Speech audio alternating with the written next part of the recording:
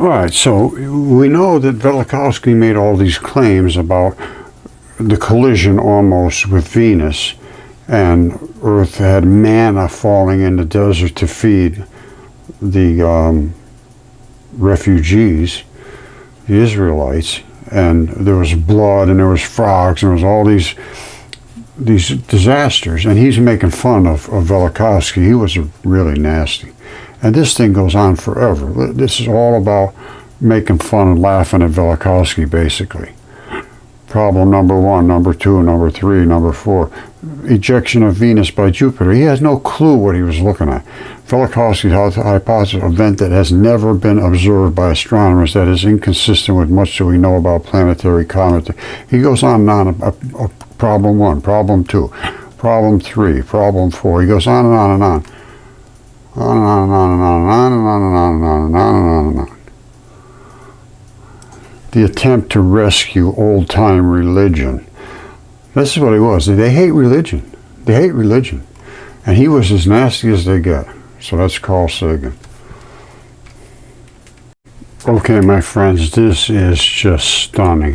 When I wrote my book about Velikovsky, I really didn't have all of the foundation that I do now. I did know that I could support what he was claiming by the physical evidence that I had of the mud fossils, and that they did die in a great flood and so forth. But I didn't really pick up on the details that he was talking about. And now, having all of this extra information and going back to all these ancient texts, and especially reading Ovid and Metamorphosis, and how the gods were literally here. And when you see Typhon and you read Apollodorus, you really can't deny that that's an accurate accounting of Typhon the dragon, the gigantic dragon. It's 1,200 miles long, and it's there. There's no question about it. And was attacking a gigantic fish that was. They said the gods turned themselves into animals to try to escape, and Typhon attacked them with torrents of venom, and it's exactly identical to what has happened there. So I am going with the accounts. The ancient accounts could very well have been true.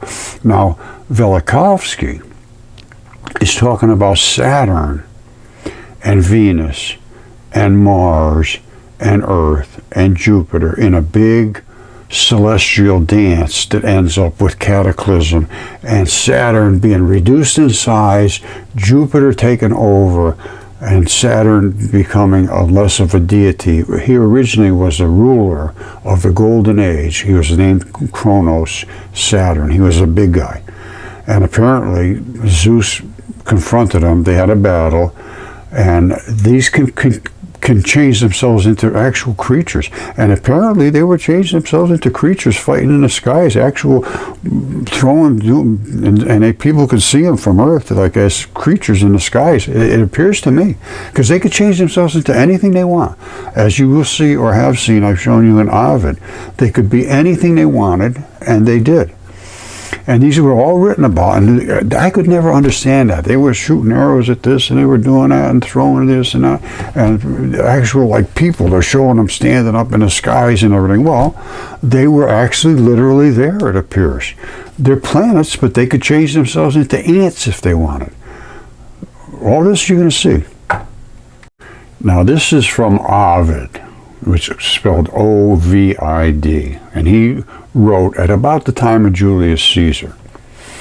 And he had a complete work, an epic work of all of the early words that were written. Now listen what he says. The first words in the whole book, and I mean when I'm talking about books, I'm talking books.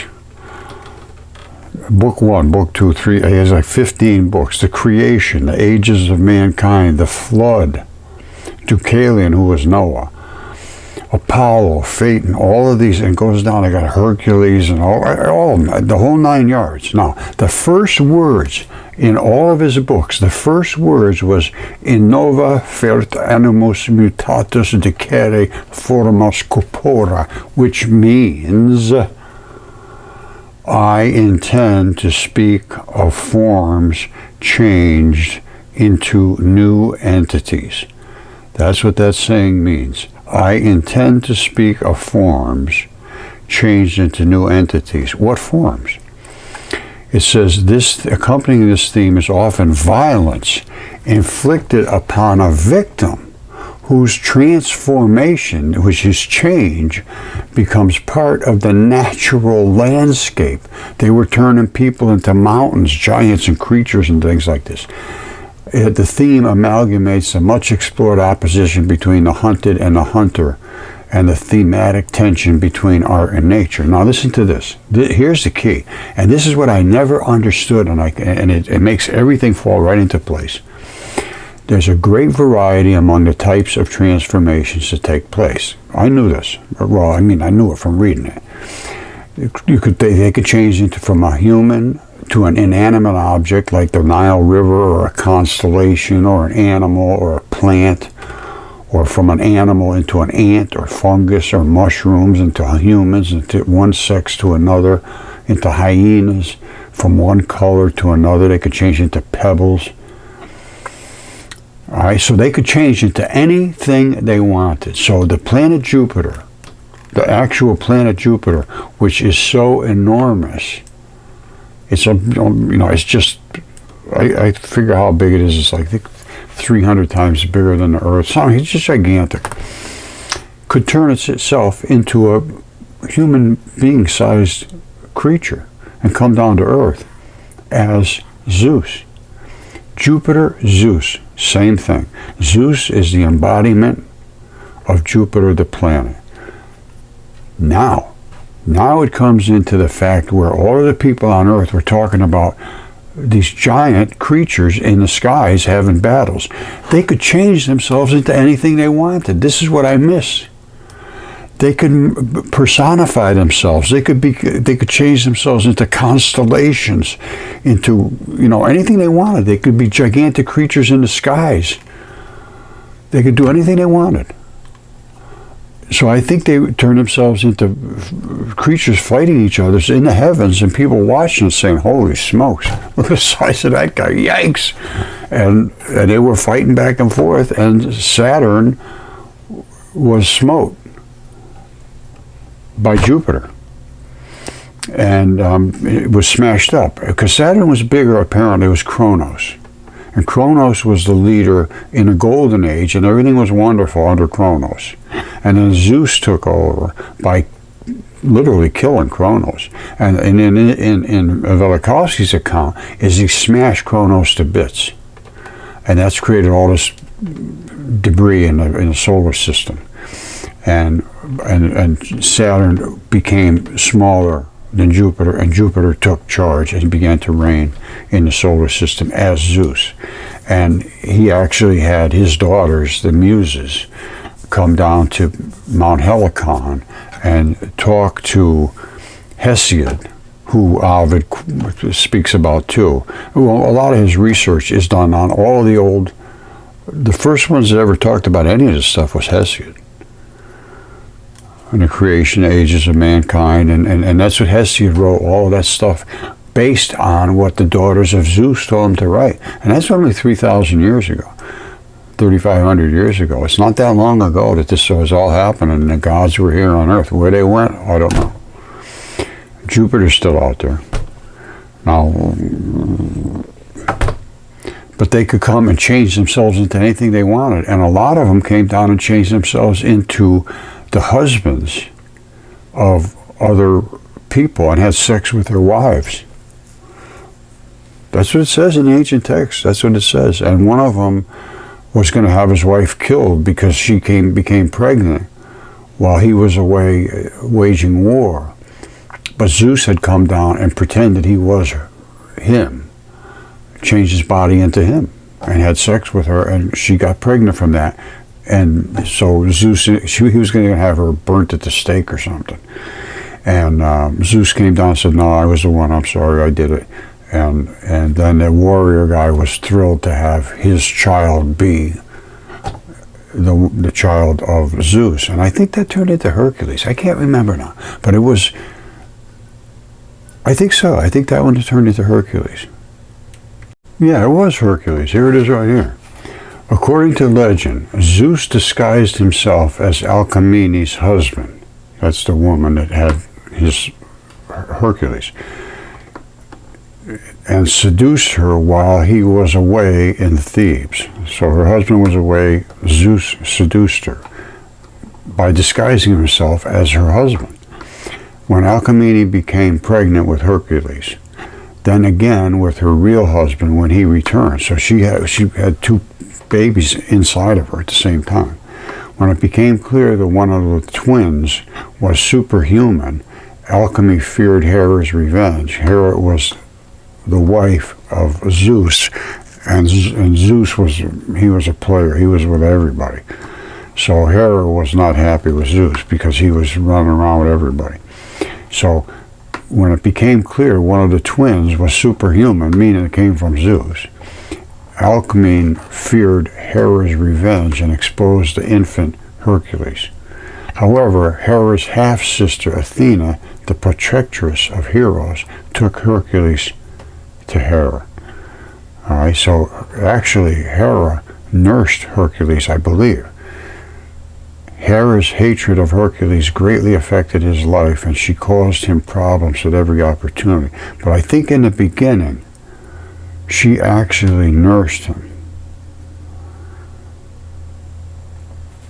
This gets very confusing. As I go through, I kind of forget things and remember things. But I think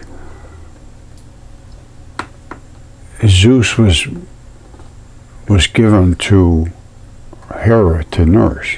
Hold on a second. Yeah, here it is right here. Did Hera nurse Hercules? Yes. In ancient Greek, Hera, the goddess of marriage and Zeus's wife, breastfed Hercules as an infant. And she didn't know who he was, I believe. The myth explains the origin of the Milky Way and gives Hercules godlike qualities. She suckled on her breast, and she suckled so hard that she had to pull away, and when she did, it spit out and made the Milky Way, they say. Now, Zeus is concerned. Zeus was worried that Hercules, who was born to a mortal woman, would have more powers than their other children. Hera's unknowing act. Okay, so Hera didn't know. Zeus snuck Hercules into bed with Hera while she was sleeping and nursing, and Hera breastfed him out of pity.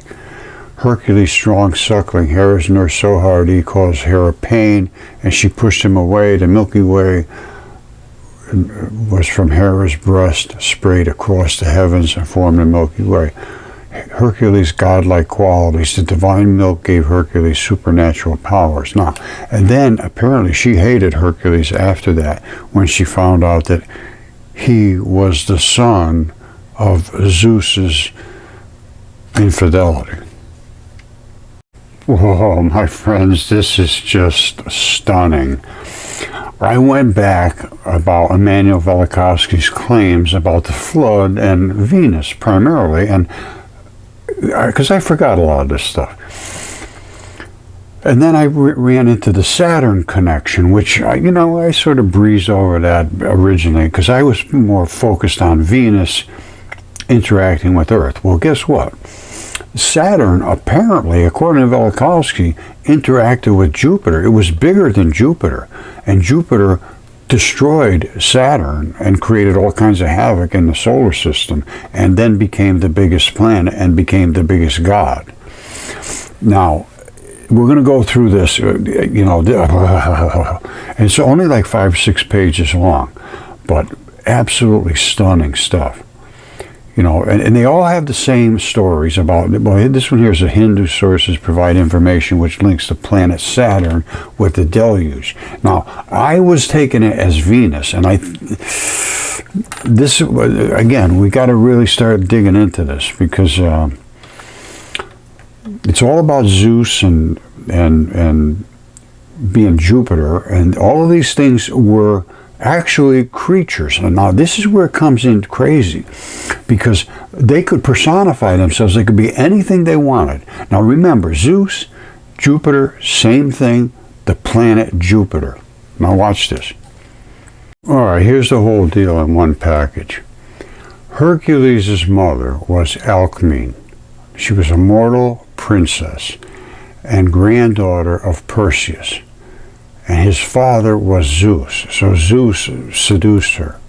He was the ruler of Greek gods. He was the god of gods. Zeus was. The myth of Zeus and alchemy includes a trick played by Zeus's wife, Hera, the queen of the gods and patron of marriage. Now, Zeus promised the next son born to the house of Perses would become the ruler of Greece. So that was Perses, the house of Perses was a guy married to alchemy. So while alchemy's husband, who was from the house of Perses, was away on a war, Zeus disguised himself and seduced her. He disguised himself as he pretended to be her husband, and he could change himself to anything he wants, so he looked just like him. She didn't know. She got pregnant with Hercules. When her husband returned, who was from the house of Perses, they had sex together again, and they had a child. And together, apparently they were both born at the same time, it appears. On the night of the birth, both, Hera tricked Zeus into swearing an oath the child born that night would become High King. So Hera said to Zeus, I want whoever this kid is born to be the High King. So fearing Hera's wrath, Alchemy, who was the immortal princess, took Hercules, knowing he was not of he was a superhero of Zeus, and Hera would kill her. So she took Hercules and she said, I better get him out of here. Hera's going to know I had sex with her husband, because that's the only way she could get something like Hercules. Now, she took Hercules out and left him in a field. Or actually, yeah, she left him in a field outside Thebes, and Athena found him and brought him to Hera. Okay, so Athena is just another goddess, and she brought him into Hera. Hera is Zeus's wife. So she's bringing Zeus's child, actually, and she doesn't realize it. Or I don't know if either one of these realized it at the time, but Athena brought Hercules to Hera, and Hera suckled Hercules and found him too strong and returned him to Alchemy, who named him Hercules, meaning glory of Hera. Now, at that point, she had the Milky Way, and I think we went over all that stuff. So all of this is a very complicated web, and I got to be honest with you. You know, it's a possibility all this stuff could be true. I know it just sounds totally insane, but so is all the other things I found. Like Typhon is the thing that clinches me on everything here. It's 1,200 miles long, and it's there. No question about that. Quetzalcoatl, same thing, gigantic, thousands of miles long. It's there, no question about it. All of these things. Now we go back to well, we went through Metamorphosis. This is by Ovid, and this was as well read as the Bible at this point in time. This was a big deal, a very big deal. And then this is the one we really want to read, is about Saturn and the flood and what Velikovsky had to say about it. All right, I'm just going to give you this real quick. This is Velikovsky actually stating this in, I think it was 1979, something like that.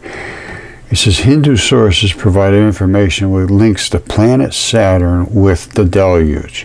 This is where I thought it was the Deluge was only Venus, but who knows?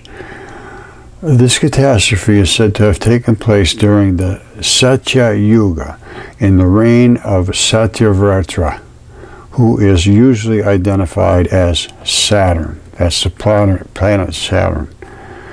Actually, it becomes apparent that the whole epoch, named Satya Yuga, was the age of Saturn as well as the age of the Deluge. Now, this is where I'm not sure I can agree with this. I think Venus was the age of the Deluge, but let's keep talking. Sir William Jones, who occupied himself mainly with comparative linguistics with Hindu lore, expressed this very thought. He wrote that the Satya Yuga meant Saturnian Age, and this was the age of the flood. Well, also in Mexican codices, it is said that the first world age, now this is the first world age, at the end of which the earth was destroyed by universal deluge. Now, that's the first world age in the Mexican, which was therefore called the Son of Water, or Antatui, was presided over by Ciacl, or Saturn. So now they're still talking about Saturn, the first one, the worst flood.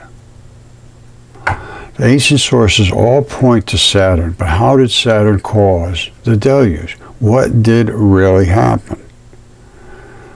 All right, now he's going to make some suppositions. All right, I got to be honest with you. I think I missed the whole story here, exactly what Velikovsky was saying. My interpretation was Jupiter gave birth to Venus, which almost immediately just about hit Earth, and then went out and came back and ended up hitting Mars and destroying Mars. Now, as I'm reading this has a whole different interpretation. Here's what it starts out with: Saturn and the flood. Now, to me, it was always Venus and the flood, and I'm sure that's what he had written. But anyway, here's what it says. This is about an essay based upon a lecture by Immanuel Velikovsky at the University of the New World in Switzerland, 1971. Now, this is about Saturn and the flood. And he had conceived this in the early 40s, and it was unpublished. It's never been published. Now, Worlds in Collision, which was the book that was the big deal, 1950, he wrote that. And it was about Venus almost hitting Earth. But anyway, let's continue on here. Worlds in Collision comprises only the last two acts of a cosmic drama. So, the first acts were the Saturn ones, apparently. I wasn't aware of this. This is unpublished. This is derived from his own unpublished manuscript, Saturn and the Flood. So this was apparently not published. I didn't know about it. So it says one that occurred in the middle of the second millennium before the present era. So this was 1500 or so BC, which was when Worlds in Collision happened. Now, the other during the 8th and early part of the 7th century before the present era. So the big one, Worlds in Collision, was 1500 BC, and these other ones were from the 8th part, and the 7th part was 800 and 700 BC. All right, so the first Worlds in Collision was the big one. So now, prior to the events described in Worlds in Collision, Venus, following its expulsion from Jupiter. All right, so we know Venus came out of the vagina from Jupiter. See, this is what Velikovsky didn't know. It was literally a vagina. And that expulsion from Jupiter was on a highly eccentric orbit for a period of time, measured certainly by centuries, perhaps millennia. I'm not sure I agree with that. I think it was an immediate dispatch and took 7 days. Now, he's saying it took all that time before its near encounters with Earth. It kept going around and walking back here and this way and that way and coming around because it didn't have a real orbit yet. And it just eventually just almost slammed into Earth, which it did almost slam into Earth, but I think it happened very, very quickly. So he says that it's a highly eccentric orbit, back around and around and around a long period of time, measured certainly by centuries, maybe thousands of years, before its near encounters with the Earth. All right, so, but it did encounter with the Earth almost, and that's what caused the hot burning up of our atmosphere and everything else. The actual beginning of the drama is shrouded in mist, yes, because nobody understands it, and I don't think he did either. It's in mist of gray antiquity and difficult to pinpoint with exactitude. Correct. I don't think he's got it right on this one. There is a point at which a clearer picture emerges. He's saying at some point you can see a little, at first who knows what happened, but then all of a sudden you see this sort of making sense. This is the time when the two giant planets, now Saturn and Jupiter, and at that point he's saying Saturn was bigger than Jupiter. They approached each other closely. Now, I don't know where he got that from. Possibly they were close for a long period of time. So it possibly means he does not know. He doesn't have any documentation, I don't think, to support that. All right, so he says possibly they were close for a long period of time, passing near one another as they traveled along orbital paths quite dissimilar to those today. So today everything seems to look like it's stable. But at one time, you know, when Venus entered the scene, things changed. But I think they changed quick and not in thousands of years. No. Saturn and Jupiter are so often associated in cosmological history that sometimes I even consider the possibility they may have constituted a double star system. Again, he doesn't know. He's guessing. There's a lot of double star systems, they say, which just a star is just something big enough to combust as it scrubs through the atmosphere. And Jupiter it gives off more heat than it absorbs from. So it's giving off heat just like the sun does, but not quite enough to be combusting. No. Saturn and Jupiter, they're always part of this deal, and it might have even been a double star system, he says. Actually, in Worlds in Collision, in the last chapter, I also used the word star in referring to the two giant planets. There I wrote, with respect to the future, that some dark star, like Jupiter or Saturn, dark star, may be in the path of the sun and may be attracted to the system and cause havoc. Maybe, who knows? That could happen. At that time, it was said that they were planets, not stars. While today it is known that Jupiter and Saturn, too, are star-like. All right, Jupiter and Saturn are star-like, producing several times the amount of heat they receive from the sun. So they're heating out more than they are receiving. That's because they're just big. They're scrubbing through everything that's in space in front of us, twisting through it, being ripped through the solar system, which causes like a tire going down the street, scraping and spinning and so forth. It gets hotter and hotter and hotter, so they have to give off heat.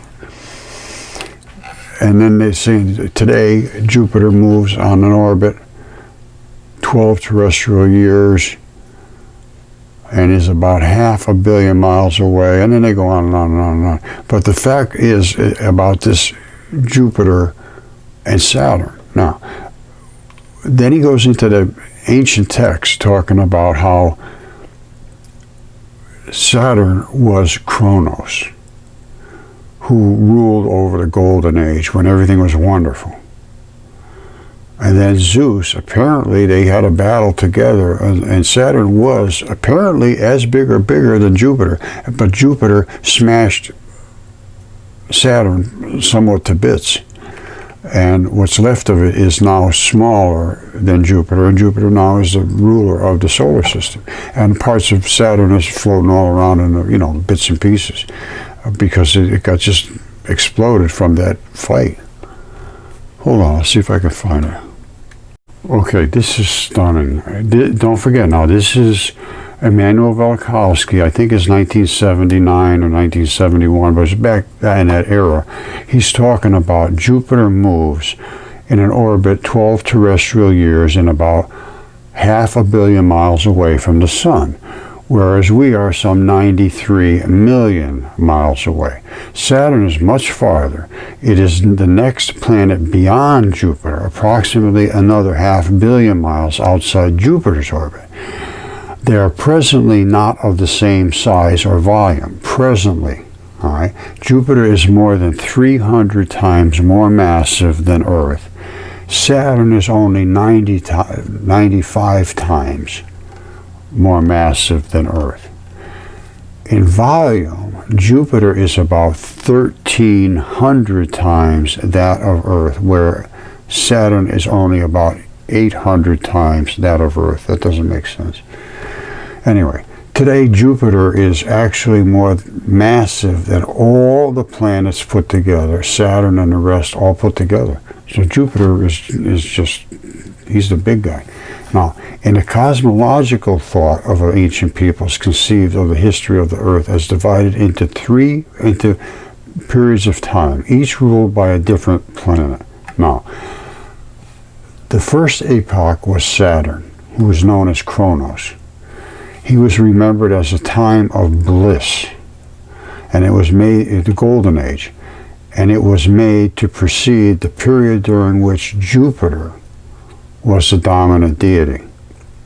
Insofar as I could understand the physical events that affected the globe in times preceding the Middle Kingdom of Egypt, I was able to, so this has all happened just before the Middle Kingdom of Egypt. I was able to explain them as the result of a disturbance in which both Jupiter and Saturn participated. So he's saying Jupiter and Saturn smacked each other's. Now, various peoples witnessed the events and described them. Right? That's what he says.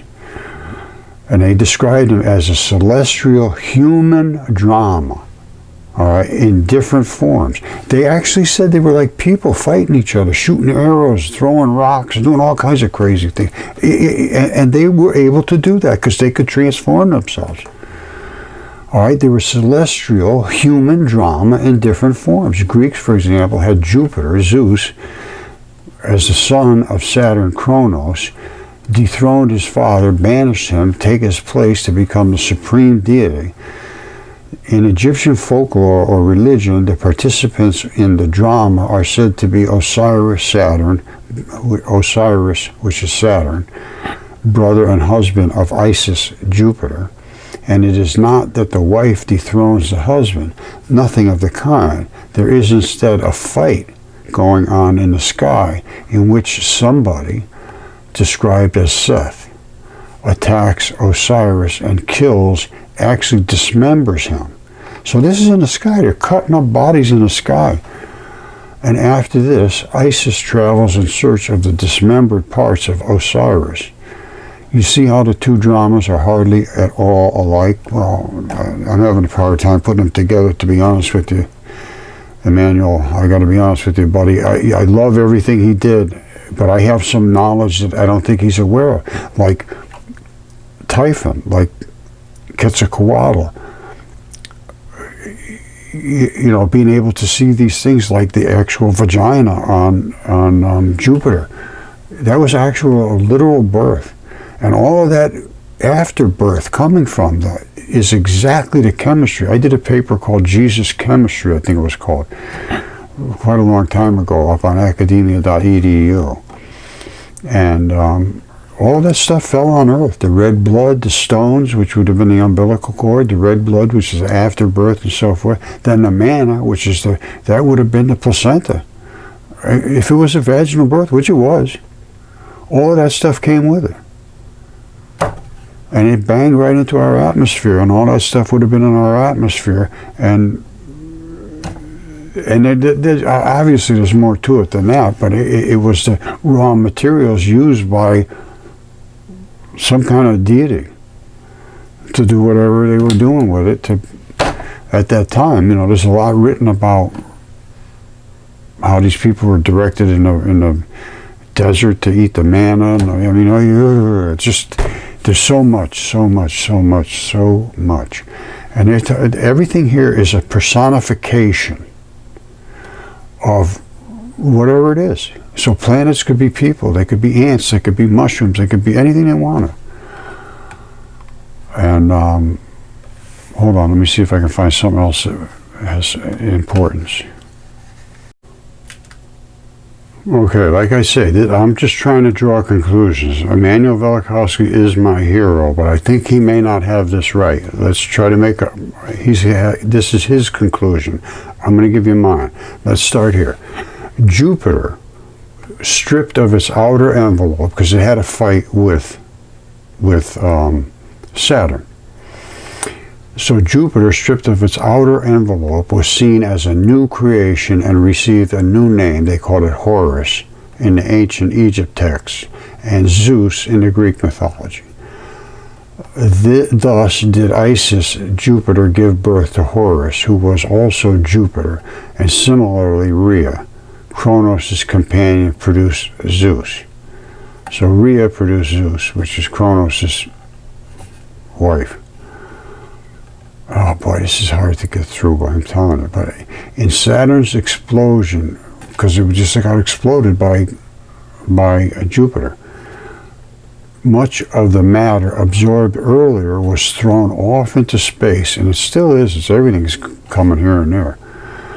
Saturn was greatly reduced in size and removed to a distant orbit, so it got smashed to bits and sent way out. The binary system, which was these two big planets working together, originally Saturn and Jupiter, was broken up. So Jupiter took over the dominant position in the sky.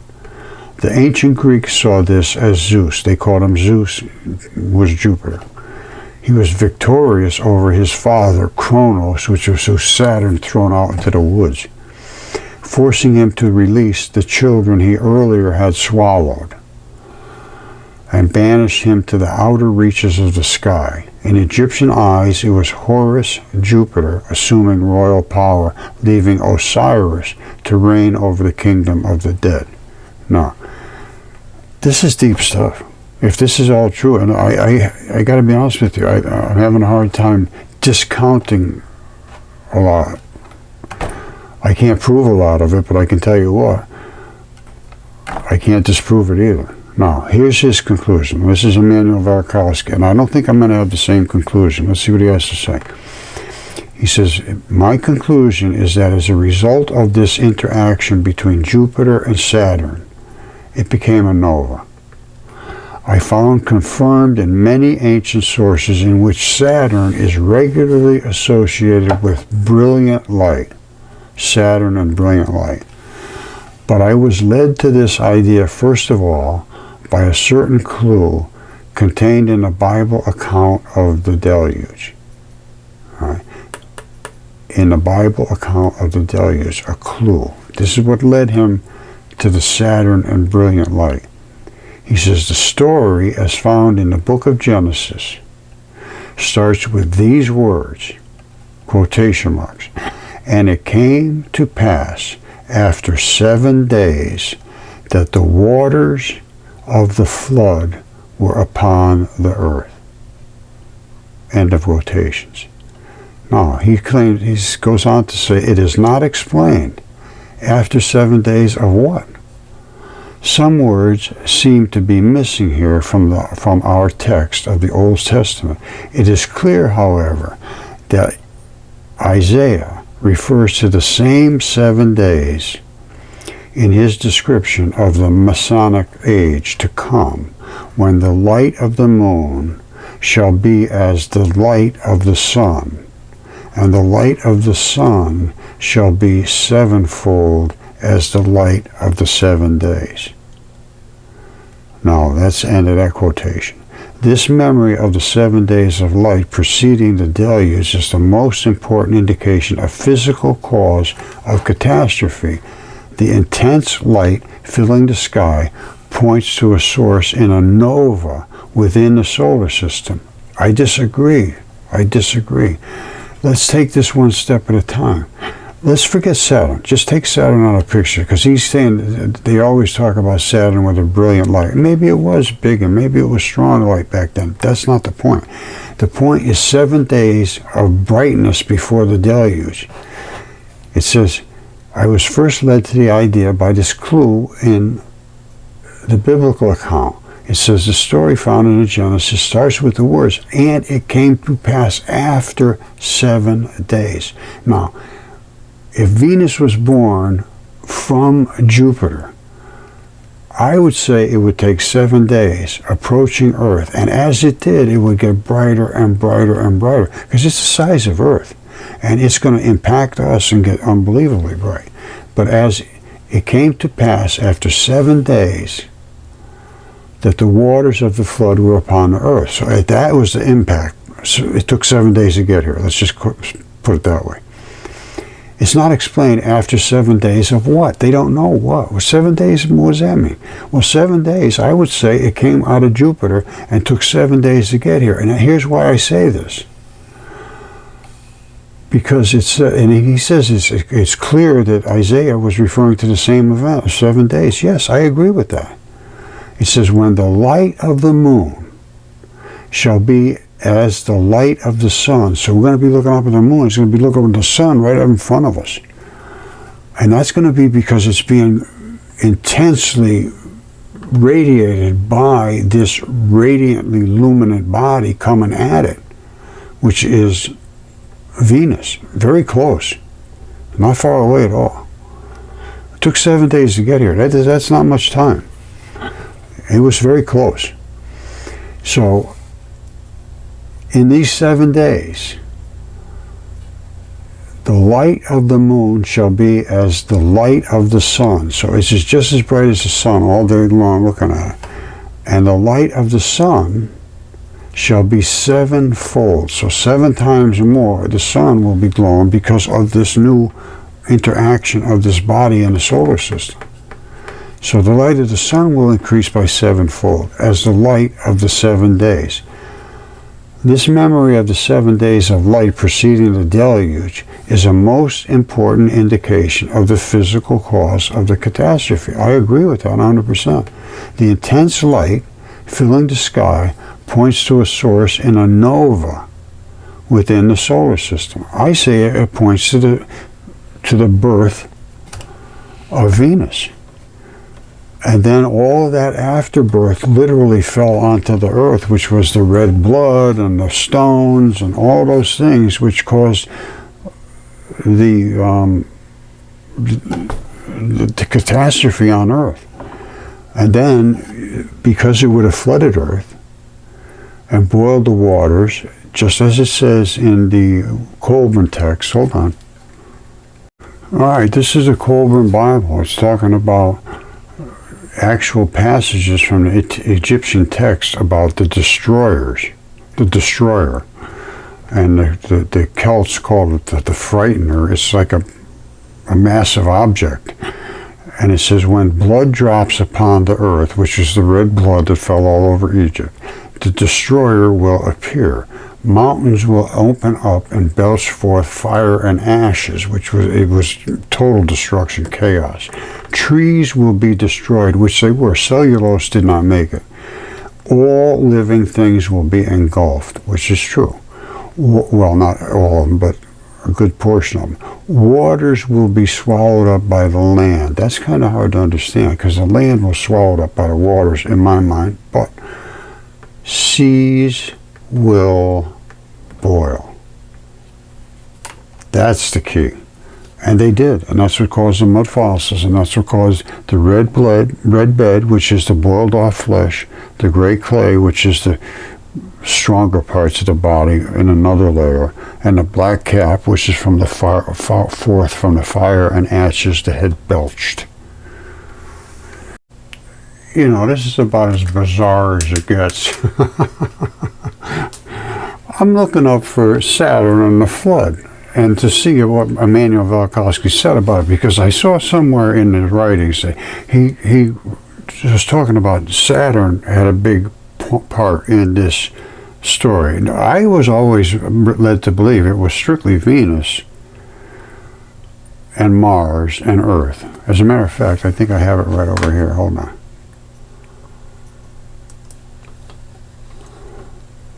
Well, this is his conclusion, but anyway, basically here it is right here. The book, 1950, the book Worlds in Collision, which is the one that I was familiar with, was talking about a disturbance caused between Venus and Mars coming close to the Earth in historical times. And that's basically where it was left, which was Jupiter ejected Venus from Mars like a comet-like fiery object. Now, they say 20,000 years ago. It was only about 3,700 years ago. 3,007, not 20. Now, here's a little more on this. It says Velikovsky's conclusions were based on his examination of ancient Jewish and other Eastern Mediterranean legends. Not only there, he went everywhere in the world. he believed described actual events that took place that we always laughed at. However, his work angered orthodox scientists, and the book's original publisher, Macmillan, stopped publishing the book due to threats of a boycott. And this book was #1 on the bestseller list, Times bestseller list, 11 weeks in a row, #1, and they took it off the bookshelves. They stopped publishing, they wouldn't publish it anymore because of a threat of a boycott by academics. They said, we won't ever buy any more books from you, you keep publishing that stuff. Now, some say that high school physics makes Velikovsky's worlds in collision scenario less likely than the mainstream conclusion Venus accreted in its current orbit. No. Velikovsky didn't just guess at this. It's not less likely. This was what was written, and I can show you it is literally a birth canal that gave birth to Venus. It wasn't accreted anywhere, it was born. And then they say others point out that Venus is hot because of its proximity to the sun, not because of its celestial movements. It's spinning backwards, that's why it's hot. Spinning in the correct direction, it's like rolling down the street, but you're still scrubbing. So you're still getting hot. But when you're going down the street the same direction, you're going backwards, it's like turning your tires backwards going down the road. You heat up like Venus, 850 degrees, something like that. And that's the source of its heat. And that's the source of our global warming. We're scrubbing through the universe. And there's particles out there, it's 2,700 degrees, 3,000 degrees, way, way out, way out. It shouldn't be that hot out there. The same thing with the sun. 10,000 on the surface, millions way out where the particles are trying to escape. They can't escape because they're scrubbing through. I mean, a lot of them do escape, but the scrub creates all the heat. And the same thing with Jupiter. The same thing with all of them. They have a lot of heat. When the bigger they get, the hotter they get. Jupiter, they said, is giving off 3 times as much heat as it's receiving from the sun. And that's because it's so big. It's and it's giving off all that energy. Okay, this is a scientist looking at Velikovsky's worlds in collision. This is by Carl Sagan, the most arrogant, demeaning, incompetent scientist that I think I've ever seen. And so full of himself, it's just stunning. Look at this. This is his response to Velikovsky. Look at this. It goes on and on and on and on and on and on and on and on and on. Problem 2, problem 3, problem 4, problem 5, problem 6, problem 7, problem 8. The guy he was wrong about everything, 100% wrong about everything. He says Velikovsky holds that in the relatively recent history of the Earth, there has been a set of celestial catastrophes, near collisions with comets, actually Venus, or small planets and large planets. So he's covering all his bases. That's good. There is nothing absurd in the possibility of cosmic collisions. Correct. Collisions and catastrophism are part and parcel of modern astronomy and have been for many centuries. And he goes on about how, oh yes, this is all possible, but the guy was an idiot. You know, he does give a pretty good accounting of what Velikovsky did say. He says that in the spring of 1940, Immanuel Velikovsky's study of the Bible accounts of Exodus led him to conclude a great physical catastrophe had befallen the earth at the time of Moses. He soon located references to what he believed to be the same event in all other historical texts, really all around the world. Epics, myths, folklore, in a number of ancient peoples, and I mean a large number. They all had the same story. Since conventional scientific theory made no allowance for these in historical times, Velikovsky began revising astronomy and geology as well as ancient history to make it correct. The results of his labors were World in Collision, 1950, dealing primarily with his theories of cosmic collisions within the solar system during historical times. It was all recorded. And then he also wrote Ages in Chaos in 1952, which followed all of these events. What happened after that? Which presented his revised synchronisms for ancient history from the 15th through the 7th century BC. This was not that long ago. Now, Velikovsky gave his geological theories more detailed treatment in Earth in Upheaval in 1955 and continued his historical revision in Oedipus and Akhenaten in 1960 and Peoples of the Sea in 1977. These were all subsequent events based on the fact that there was a disaster and everybody was disparate places going here and there and just a few people lived. And they had to start the whole thing back up again. You know, there's a lot of people survived. It wasn't just Noah's, but this was basically Noah's flood. Now, Velikovsky contends the miracles connected with the Exodus were the plagues, the parting of the Red Sea, the pillars of fire, the clouds, the manna in the desert, were due to a near collision between Earth and a comet, which was Venus. Another near miss a generation later caused a temporary halt in the Earth's rotation, causing the sun to stand still. These are the things that I'm not really too sure about. I attribute everything to the Venus impact, but who knows? These cataclysm events, he claims, are reflected in other sources as well, including Egyptian texts called the Admonitions of Ippur, who was a scribe. It dates from the end of the Middle Kingdom or the early Hyksos period. The Exodus thus occurred, according to Velikovsky, the end of the Middle Kingdom. He places it around 1450 BC. Conventional chronology indicates that the Middle Kingdom ended in 1750 BC, and Exodus occurred during the New Kingdom, probably in the 13th century. So there's a lot of discussion about when exactly and who and what they claimed and so forth. But it's in this, all in that area, 1450, 1750, 13th century. We're all in a few hundred years. The Egyptian 18th dynasty, which archaeologists and historians normally date 1550 to 13 BC, was, Velikovsky claims, contemporaneous with the Israelite United Kingdom, an early divided monarchy between 1000 and 850 BC. Hatshepsut, he equates with the Queen of Sheba who visited Solomon. Thutmose III was Shishak.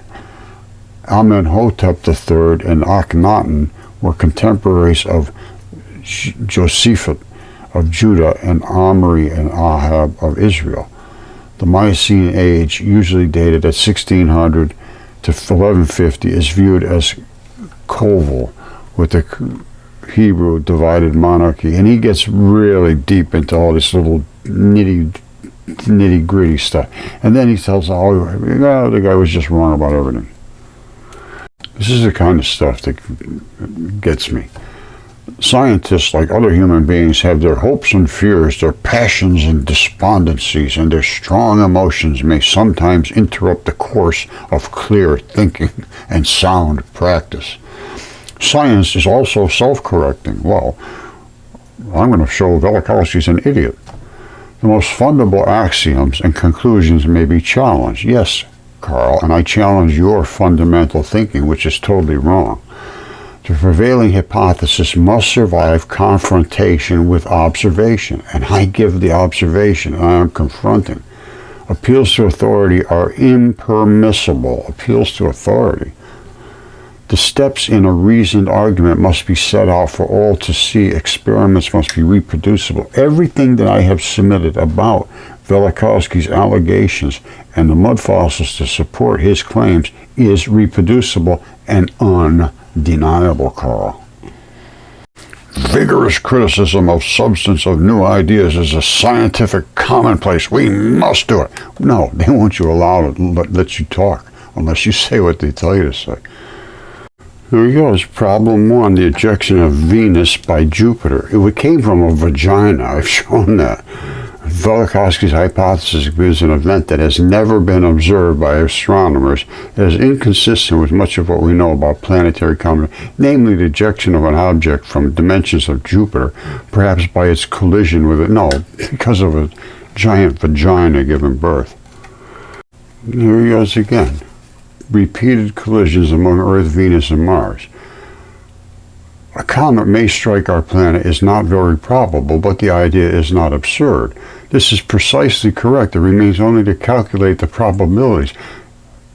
Sagan wants to calculate the probabilities. He says Velikovsky didn't do this. He didn't calculate. He didn't do it on paper and say it's going to be 27 billion to 1.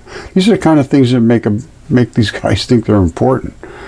Fortunately, the relevant physics is extremely simple, can be formed in the order of magnitude even without any consideration of gravitation. It was ejected by Jupiter from a vagina to wipe out the giants, Carl. Problem 3, the Earth's rotation. He's saying if the Earth stopped rotating, it wouldn't start back up again. Yes, it absolutely would. As it spins around the sun, it's scrubbing the particles, and it would start to roll like it's rolling down a hill, and it would get right back up to the same speed again. It wouldn't take long. So he's totally wrong about that too. So problem 3, Carl, you're out. It's Carl again. Problem 4, terrestrial geology, which nobody knows a damn thing about, and lunar craters, which they also don't know a damn thing about. Reasonably enough, Velikovsky believes a near collision of another planet with Earth might have had dramatic consequences here. It was, yes, gravitational tides, yes, electromagnetic influences, yes, but Velikovsky is not very clear on this. Well, he believes that in the days of Exodus, when the world was shaken and rocked, all volcanoes vomited lava, all continents quaked, the whole Earth wrenched. Yes, Carl, it did. There seems little doubt that earthquakes would have accompanied such a near collision. And he talks about it, yes, if this was true, but oh, it's impossible. It's just ridiculous. You see this, how wrong Carl Sagan was? Terrestrial geology. Listen to this. Velikovsky believes a close passage of Venus or Mars to the Earth would have produced tides at least miles high. And if these planets were even tens of thousands of kilometers, as he seems to think, the tides both of water and of solid body of our planet would be hundreds of miles high. So he's saying it would be even higher than Velikovsky said. Now then he says, this is easily calculated from the height of present water, the body of the lunar tides, yada, yada, yada. To the best, now listen to this, to the best of my knowledge, which your knowledge is no good, Carl. You have no knowledge at all about this. There is no geological evidence for a global inundation of all parts of the world. It's the Triassic, Carl. Red bed, which is boiled flesh, gray clay, which is the other marl, and then the black cap, which is the vomited volcano stuff. So he says there's no geological evidence. It's worldwide, 3 layers. Global inundation, all parts of the world at any time between the 6th and 15th centuries. If such floods had occurred, even if they were brief, they should have left some clear trace in the geological record. Yes, open your eyes, Carl. It's almost at the surface. It's the Triassic. It's right on the top of my property in my backyard. And what are the archaeological, paleontological lessons? Where are the extensive fauna extinctions in the current day? I have them in scads, my incompetent friend. See this? It's unbelievable how incompetent scientists are.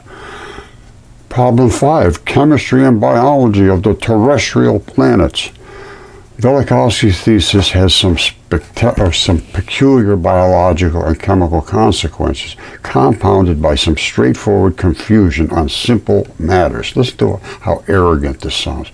He seems not to know oxygen is produced by green plant photosynthesis on Earth. He seems not to know that, you moron.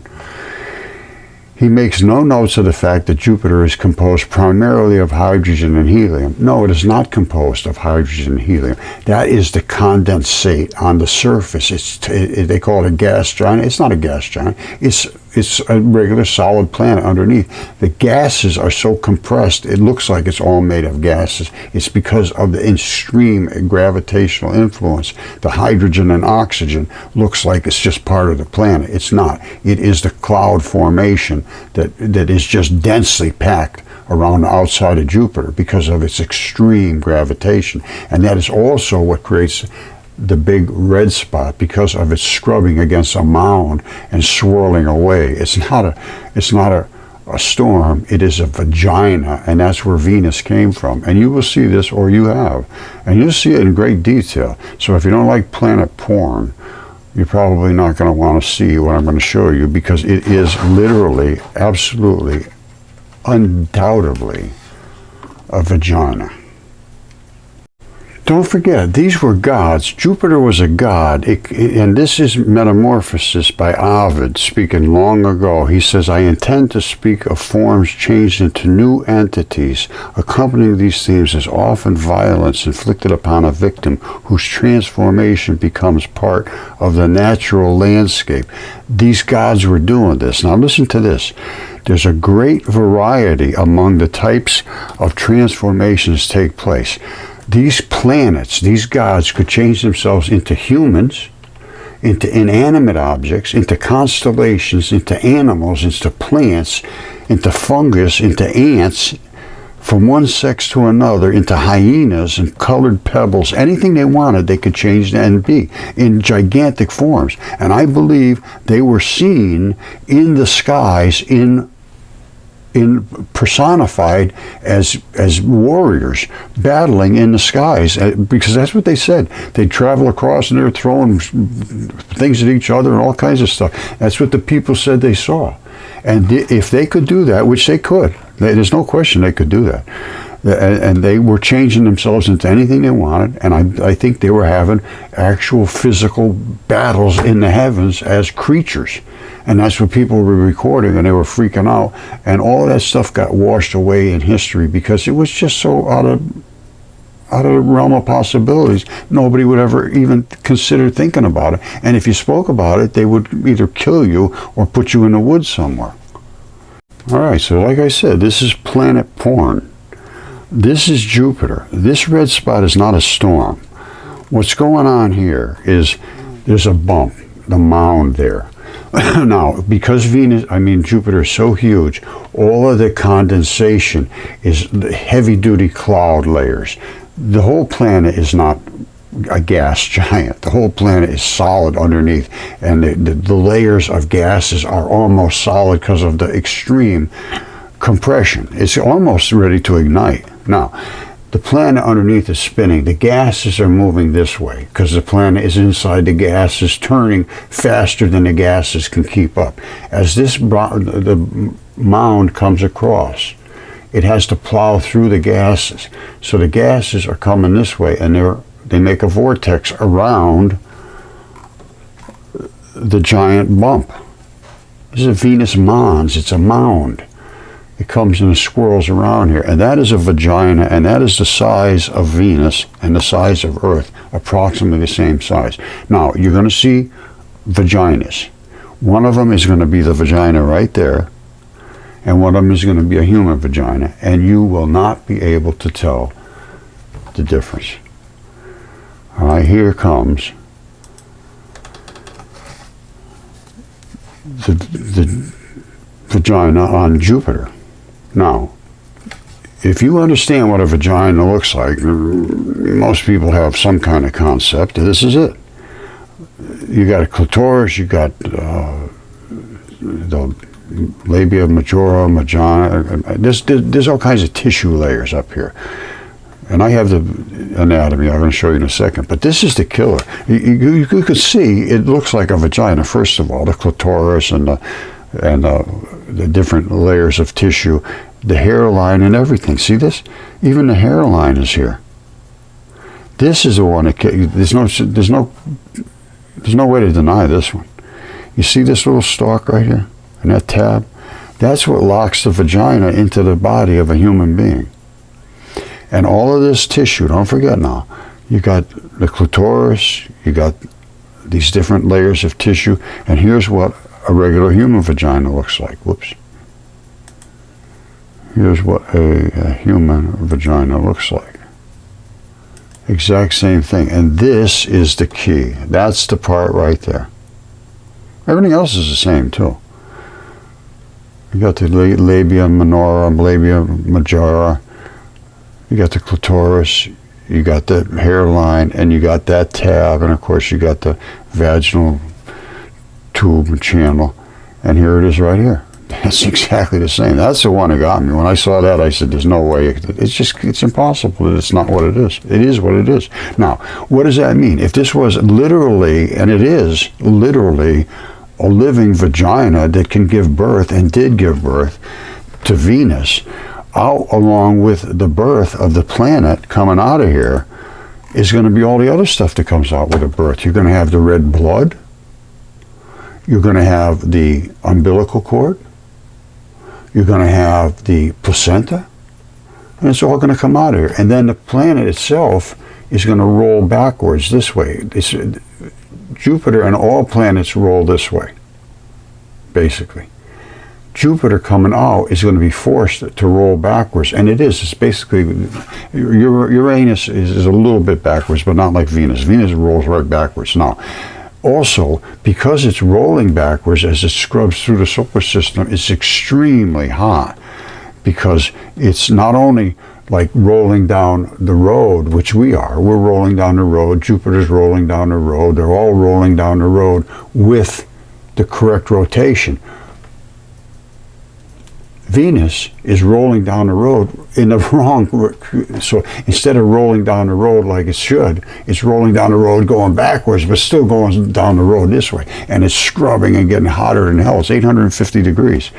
That's what the temperature problem is with the Venus. And the temperature problem with all the planets and the moon, the star, sun, and the planet Earth and everything is because we're scrubbing through all of the particles that are out here. And the bigger the planet, the more the scrub. The sun is so huge that it just ignites. This is almost ignition. This is very big, and it's very scrubby. And that's why all of this compression causes, they think it's a gas giant. Not a gas giant. It's the gas is just compressed. All right, so this is my contention, is that Venus, because it's going backwards, it's got a tremendous amount of electrical potential too. It just discharged electrically. This is Venus, and these are electrical discharges. If you know anybody that does arc welding, they'd say, yes, this is exactly like arc weld. And that whacked Mars right there. This is wider than the whole United States. And it gouged Mars and wiped out its atmosphere and totally everything, and spit all kinds of things into space. And this is up on Mars. They said they knew they had found fossils on Mars, and then they just shut it all down. And with the fossils they did find, I knew exactly what they were, and I contacted NASA and I said, you got this crab thing that's up here on Mars. Not a crab, it's an artery, and above it is the vein. And the artery has these little blood vessels going into these, which are sarcomeres, these things right here. These blocks are sarcomeres, a muscle. And all of the red bloody stuff has eroded away, and you have these blocks of sarcomeres. And that is an artery, and right above it is the return vein.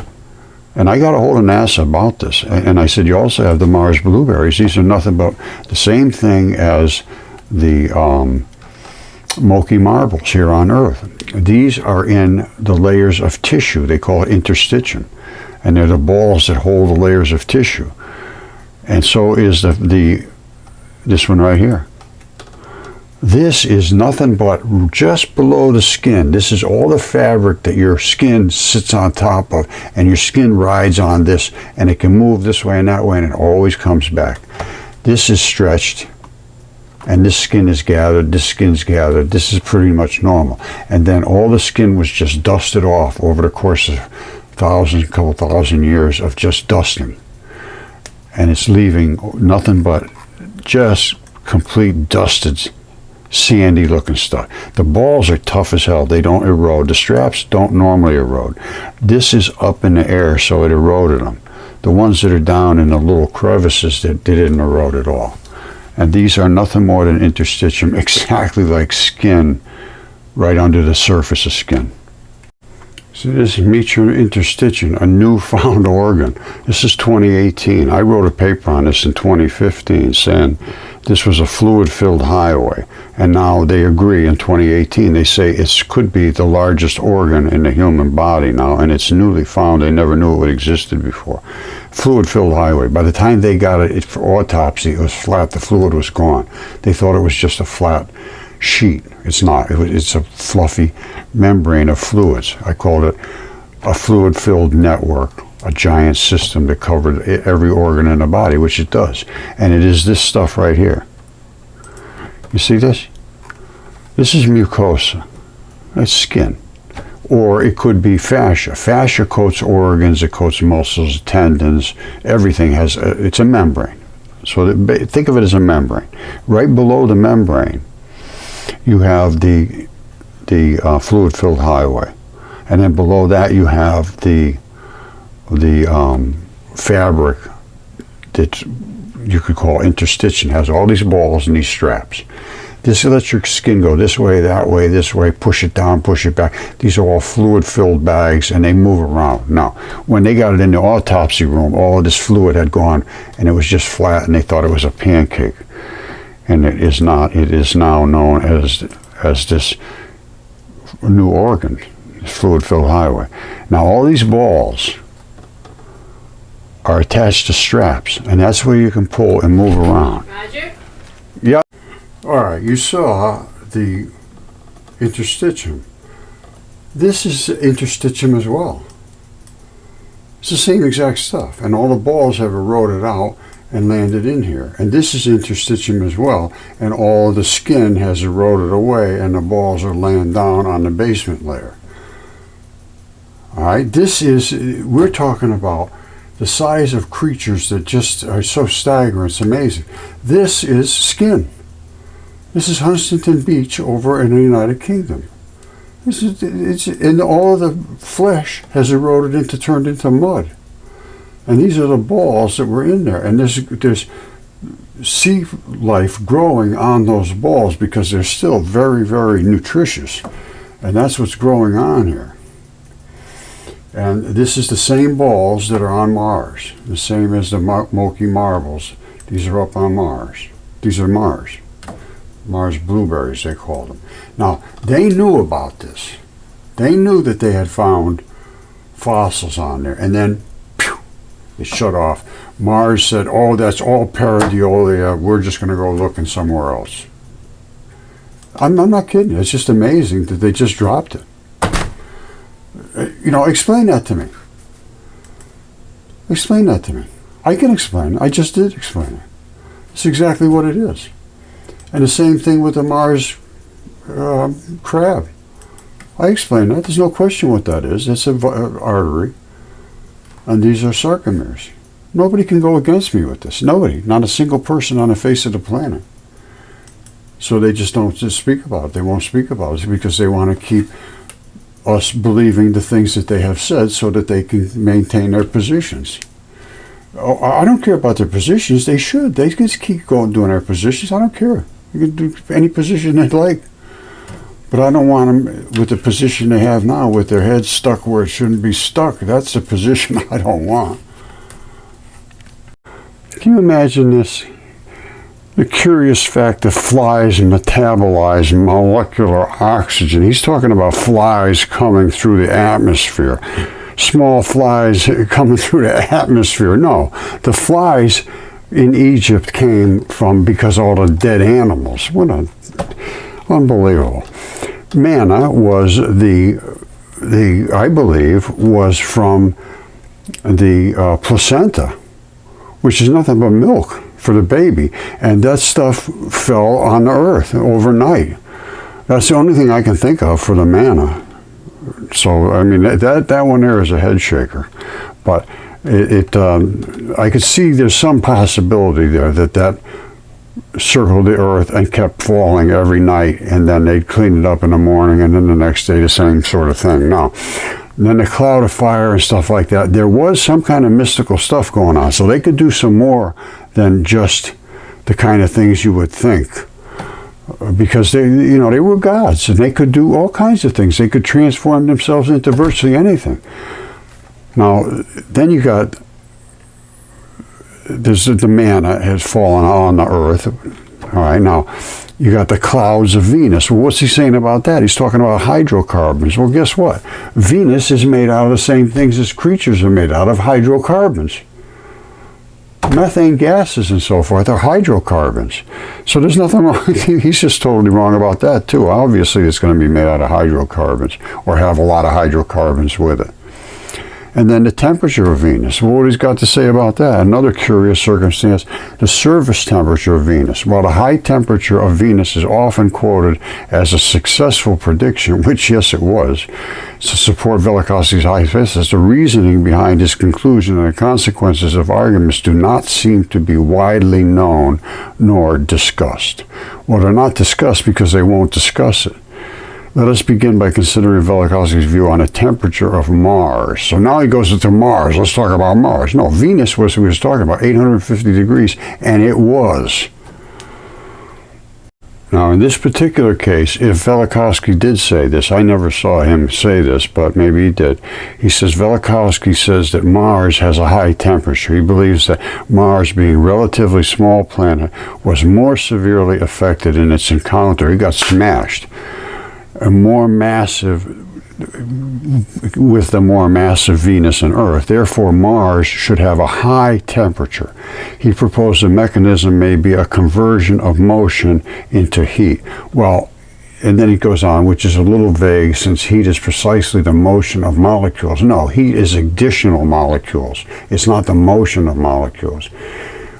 Much more fantastic by planetary electrical discharges, which could also initiate atomic fission, ensuing radioactive and emission of heat and all this nonsense. The guy just wants to belittle Velikovsky. Now, but if he did say that Mars was real hot, it appears not to be that way. It has no atmosphere, and it cannot really retain heat to any degree, because it doesn't have much of an atmosphere now. So Sagan might have been right about that. Now, problem 9, the craters and mountains on Venus. So here he goes again. He's making all these assumptions. They verified there's all kinds of things on Venus, which I just showed you what's on Venus. All right, planets and craters on Venus. Of course there's going to be planets and craters on Venus, just like any other place. I don't know why he thinks there shouldn't be. And here's what he said. This is what it's all about. It's the attempt to rescue old-time religion in an age which seems desperately to be seeking some religious roots. Some cosmic significance for mankind may or may not be credible. I think there is much good and much evil in the old-time religions, and that's true, but I do not understand the need for half measures. If we are forced to choose between them, and we are decidedly not forced to choose them. No, because they're both true. Is the evidence not better for the God of Moses, Jesus, and Mohammed than for the comet of Velikovsky? These are all the parts. It's all the same thing. It's all the same thing, Mr. Sagan. All right. To the extent that scientists have not given Velikovsky the reasoned response his work calls for, they didn't give him any response at all. They just told him shut up and go in the woods. We have ourselves been responsible for the propagation of Velikovskyan confusion. Scientists cannot deal with all areas of borderline science. No, this is true science. the thinking, calculations, and preparations of my reservations about Velikovsky's notions, for example, took badly needed time away from my own nonsense research. But it was certainly not boring, and at the very least I had a brush with many an enjoyable legend. No, you finally came into some reality, Carl.